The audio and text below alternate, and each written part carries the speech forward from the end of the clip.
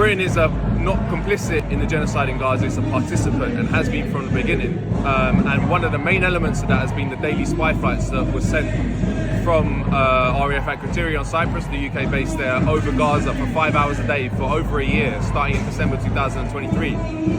Horrifically, they've just started again this week. Keir Starmer sent a spy plane yesterday, and there's another one today, I think, already in the sky. And these are planes that can collect intelligence from high in the sky, but their planes are also, one of the capabilities of the plane is target acquisition for military strikes. So if you are providing intelligence to a genocidal power that it has a prime minister and a former defense minister indicted by the ICC, you are participating by law.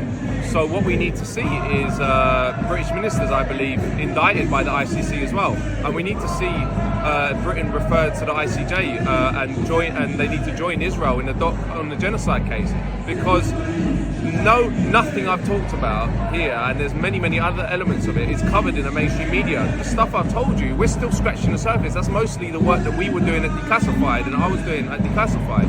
And this is, if you had the power of discovery, the legal power of discovery, you had subpoena power, I think you'd reveal a whole raft of complicity, participation that we don't even know about yet. And it needs to happen, and it's not just rhetoric. We need to make sure these legal institutions are pushed to bring politicians to justice who have facilitated the genocide in Gaza, not just the people who have done it, which is the Israelis.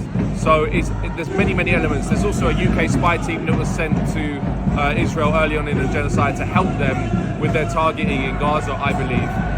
That was a leak to the New York Times, where this Israeli official said that the intelligence Britain was supplying was, quote, was value added for their intelligence operations and providing, quote, information they couldn't get on their own.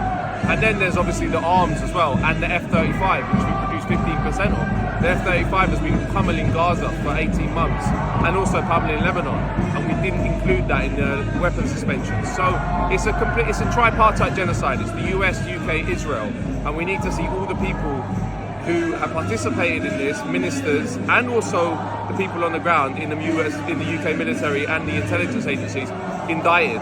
Because if we don't, and there's no justice over this, we live in the law of the jungle. And what has happened in Gaza will spread around the world, because they've crossed every single red line, the Israelis, and advertised it. That's the different thing about the Israelis to other genocidal powers. They've gone on TV and said, we're going to do collective punishment, which is a contravention of the Geneva Convention. We're going to withdraw water and food and electricity from 1 million children, 2.3 million people. Horrific stuff. And if they can get away with it, advertising it, then the world